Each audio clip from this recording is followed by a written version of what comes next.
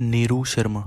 नीरू एक middle class family से थी। इनके पिता एक फील्ड एंटरप्रेन्योर थे। ये बहुत ग्राउंडेड लेडी हैं। ये कहती हैं कि कोई छोटा काम करने में पैशन नहीं है। ये दो और सिबलिंग्स हैं। इनका ऑफिस गुरुग्राम में है। अर्ली 80s में इनके पिताजी बिना कोई रिसर्च, बिना कोई बैकअप ऑटो मैन्युफैक्चर लैम्प बनाने के बिजनेस में घुस गए और फेल हो गए। घर की हालत अच्छी न होने के कारण नीरू की माँ मैन्युफैक्चरिंग यूनिट में काम करने लगती हैं और इनके पिता वापस जॉब करने लगते हैं। स्कूलिंग खत्म करने के बाद नीरू दिल्ली से सॉफ्टवेयर इंजीनियरिंग करने लगती हैं। जॉब करते करते ये शादी कर लेती हैं और अपने ससुर के कहने पर ये बिजनेस की पढ़ाई करने अपने पति के साथ यूएस चली जाती हैं। वहाँ नीरू मैनेजमेंट का कोर्स लेती हैं और साथ साथ अमेज़न में जॉब भी करती हैं। कुछ टाइम बाद ये इंडिया आ जाती हैं और तब इनके हस्बैंड एंजल इन्वेस्टर बन चुके होते हैं। नीरू कहती हैं कि बिजनेस में कोई फेलियर और सक्सेस नहीं होती, आपको निरंतर काम करना पड़ता है। बिजनेस के शुरुआती दौर में इन्होंने बहुत स्ट्रगल किया। इनकी कंपनी का नाम इन्फीबीम है। इन्फीबीम बेसिकली इंडिया की first multinational financial technology company है। धीरे धीरे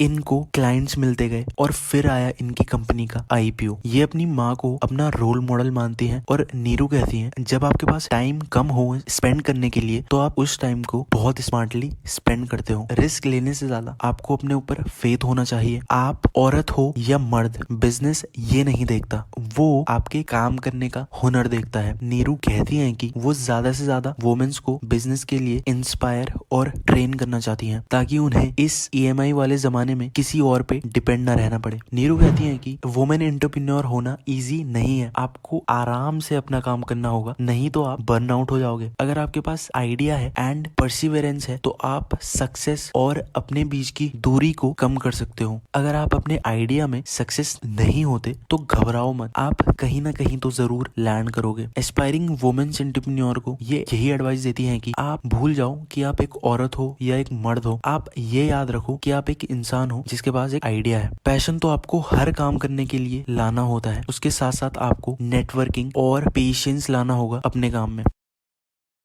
स्वाति कहती हैं कि बचपन में मेरे दादाजी मुझे स्टोरी सुनाया करते और वो स्टोरी मैं अपने कजन्स को सुनाया करती। स्कूलिंग के बाद स्वाति आईआईएम कैलकाटा चली जाती हैं। कॉर्पोरेट में घुसने के बाद ये शादी कर लेती हैं। इन्होंने नेस्ले इंडिया, नोकिया में भी काम किया है एंड इनको 2013 में फेमिना ओरल वर्थ अवार्ड भी मिला है। प्रेगनेंसी के दौरान भी ये काम में जाया करती, बट इनके हस्बैंड इनको बहुत सपोर्ट करते थे। अनफॉर्चुनेटली इनके बेटे को निमोनिया हो जाता है एंड उस टाइम ये रियलाइज करती हैं कि लाइफ इज टू शॉर्ट। कुछ टाइम बाद स्वाति अपनी वेल पेइंग जॉब छोड़ देती है और अपने बच्चे की देखभाल करने लगती हैं और उसी दौरान ये राइटिंग करने लगती हैं। पति के यूएस ट्रांसफर के कारण ये भी अपने पति के साथ वहां चली जाती हैं। ये अपनी राइटिंग सोशल मीडिया में पोस्ट किया करती। एक दिन इनकी जर्नलिस्ट फ्रेंड इन्हें कहती है कि यू राइट सो वेल। इनको काफी जॉब्स भी ऑफर होती हैं पर इनको राइटिंग करने से खुशी मिल रही थी उस टाइम, तो ये कोई जॉब नहीं करती और बस राइटिंग में फोकस करती हैं। स्वाति कहती हैं कि उस टाइम पैसा कमाना मेरे लिए मैटर नहीं किया, मुझे बस लिखने में मजा आ रहा था। इन्होंने piece of cake, a girl like me, drop dead and leave space जैसी बुक्स लिखी हैं। इनका एक क्राइम थ्रिलर नॉवल भी बहुत फेमस है जिसमें इन्होंने दिखाया है कि औरतें आदमियों के बराबर होती हैं।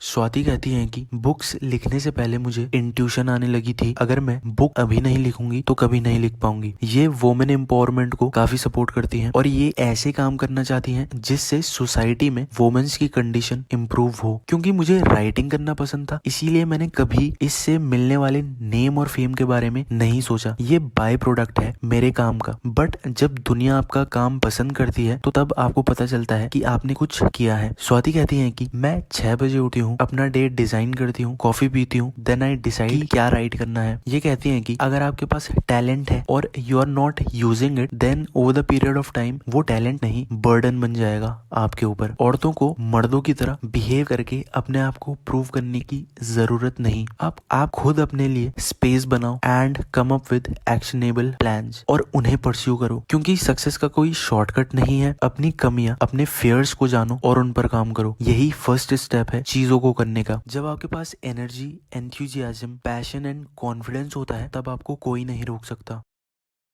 बचपन से ही रंगना बाहर रही और 12th करने के लिए इंडिया आई हायर स्टडीज के लिए। फिर ये यूके चली गई जहां इन्होंने कैंसर में पीएचडी की और वहीं जॉब करने लगी। धीरे धीरे इन्हें मार्केटिंग में इंटरेस्ट आने लगा और ये मेडिसिन मैन्युफैक्चर ग्लोबल कंपनी में काम करने लगी। काम कुछ ज्यादा हेक्टिक होने के कारण रंगना प्रेशर फील करने लगी एंड नतीजतन इनके रिप्रोडक्टिव सिस्टम में कुछ बीमारी हो गई। तर इन्हें दो ऑप्शन देते हैं और कहते हैं कि अगर हम ऑपरेट करेंगे तो you will not be able to become mother, और अगर ऑपरेट नहीं करेंगे आपके लिए ये बीमारी जानलेवा हो सकती है। रंगना बीमारी के साथ जीना डिसाइड करती हैं और इंडिया आ जाती हैं। इसी दौरान इनके पिताजी का देहांत हो जाता है। गम में डूबी रंगना एक दिन ब्रैंडन बेस की बुक द जर्नी पढ़ती हैं। ये उनकी लाइफ स्टोरी के बारे में पढ़ती हैं कि कैसे उन्होंने बास्केटबॉल साइज ट्यूमर से नेचुरल तरीके से खुद को हील किया। रंगना ये बुक पढ़कर बहुत मोटिवेटेड फील करती हैं और नेचुरल थेरेपी लेने लगती हैं जिसमें हर्बोलॉजी, काइंशियोलॉजी, मेडिटेशन शामिल था। इनके बारे में रंगना ने पीएचडी में पढ़ा था। स्लोली एंड स्टेडली ये ठीक होने लगी हैं। रंगना काम से टाइम निकालकर Brendon Bays, Brian Kate, John Seymour, Richard Brandler, Tony Robinson के सेमिनार में जाया करती और नेचुरल हीलिंग के बारे में ज्यादा से ज्यादा इन्फॉर्मेशन कलेक्ट किया करती। अपनी जॉब में भी रंगना अच्छा कर रही थी, बट एक टाइम बाद इन्हें नेचुरल हीलिंग में अच्छी खासी एक्सपर्टीज हासिल हो जाती है और रंगना इसी को अपना प्रोफेशन बना लेती है। रंगना ने ये बिजनेस 5 मिलियन से स्टार्ट किया था और इसे 2 सालों में $25 मिलियन में लेके गई। इन्होंने अपने करियर के स्टार्टिंग में 4000 लोगों को ठीक किया नेचुरल हीलिंग से। रंगना कहती हैं कि मैं कम से कम 1000 लोगों को ट्रेन करना चाहती हूँ सेल्फ हीलिंग में, ताकि बड़ी स्केल में लोग नेचुरल हीलिंग को अपनाएं। रंगना कहती हैं कि आपको अपनी कॉलिंग खुद फाइंड करनी पड़ेगी। मेरी वेकअप कॉल मेरी हेल्थ थी और उसी टाइम मुझे एहसास हुआ मेरे पोटेंशियल के बारे में। आप एक्शन लो, मैजिक अपने आप होगा। अपने थॉट्स को क्लियर रखो और यूनिवर्स के आभारी रहो, क्योंकि पर्पस ज्यादा मैटर करता है फेयर से। बोल्डनेस आपको स्ट्रेंथ देता है।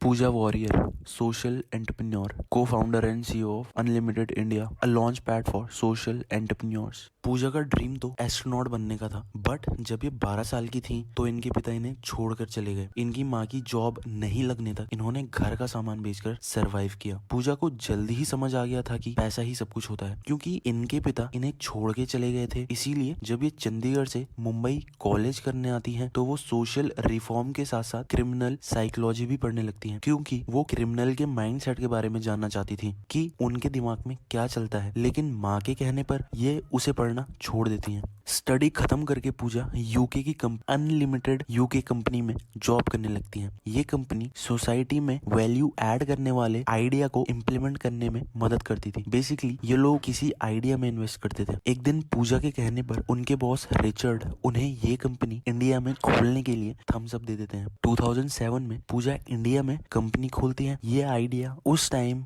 इंडिया में नया था, इसीलिए इन्हें इन्वेस्टर 50वीं मीटिंग के बाद मिले। पूजा एक बंदे का एग्जांपल देते हुए कहती हैं कि कैसे हमारी कंपनी ने उसकी लाइफ चेंज कर दी। वो फुटबॉल खेलता था और उससे जुड़े सेशंस ऑर्गेनाइज किया करता था, बट कंपनी ने उस पर थोड़ा इन्वेस्ट किया। अब वो फुटबॉल की वर्कशॉप देता है एंड उससे पैसे कमाता है। आज अनलिमिटेड इंडिया 2000 एंटरप्रेन्योर्स को सपोर्ट करता है। उन्होंने 1.17 बिलियन बेनिफिशियरीज की लाइफ में इम्पैक्ट डाला है और 12,000 जॉब क्रिएट की हैं। ये कंपनी 50 से 70 इन्वेस्टर्स को फंड प्रोवाइड करती है। पूजा कहती हैं कि मुझे उस टाइम बहुत अच्छा लगता है जब कोई हमारे पास आके बोलता है कि आपकी कंपनी रिस्पॉन्सिबल है हमारी सक्सेस में। इनकी कंपनी की ब्रांच दिल्ली, हैदराबाद, तमिलनाडु में है। पूजा मानती है कि पैसा कमाना अच्छी बात है, बट उससे अटैचमेंट रखना ठीक नहीं है। आप अपने काम से जाने जाते हो, पैसा तो बाय प्रोडक्ट है। इन्हें 2013 में यंग ग्लोबल लीडर का अवार्ड मिला। आने वाले टाइम में पूजा औरतों को सोशल एंटरप्रेन्योरशिप में ट्रेन करना चाहती हैं ताकि वो बिजनेस के बारे में सीख सकें। पूजा मानती है कि being business woman is tough and being young business woman is tougher. ये कहती हैं कि मैं अपने आप को उस दिन सक्सेसफुल मानूंगी जब मैं बुढ़ापे में अपने 0 रिग्रेट्स गिन रही होंगी। एस्पायरिंग बिजनेस वुमेन्स को वो ये एडवाइस देती हैं कि अपने आप में बिलीव करो, अपने आप को अच्छे लोगों से सर्कल करो जो आपको मोटिवेट करें, जो आपकी लाइफ में वैल्यू ऐड करें। अपने दिल की सुनो एंड कैलकुलेटेड रिस्क लो। जो करना है वो आज करो, क्योंकि लाइफ बहुत शॉर्ट है। अगर आप लाइफ में परेशान हो, अगर आपको लाइफ में कुछ समझ नहीं आ रहा क्या करना है और कैसे करना है, तो आप इस बुक को जरूर पढ़ें, क्योंकि ये बुक भी तो यही कहती है कि आपको वो करना चाहिए जिसमें आपको मजा आए। क्योंकि जितनी भी वुमेन्स की स्टोरी आपने सुनी, वो पहले कुछ और करती थी और बाद में कुछ और बनने लगी। दैट मीन्स आपको रिस्क तो लेना पड़ेगा बॉस, अगर आप लाइफ में सिर्फ पैसा ही नहीं कमाना चाहते, क्योंकि पैसा तो बाय प्रोडक्ट होता है। अगर आप अपना पैशन फॉलो करोगे तो पैसा खुद ब खुद आपको फॉलो करेगा। ये जो भी इन्फॉर्मेशन मैंने आपको दी है, ये मुझे मिली है डेयर टू बी नाम की बुक से। अगर आप भी चीज़ों के बारे में डीपली जानना चाहते हैं तो इस बुक को पढ़ सकते हैं, लिंक डिस्क्रिप्शन में है। दोस्तों, मेरा नाम सौरभ है। Thanks for watching.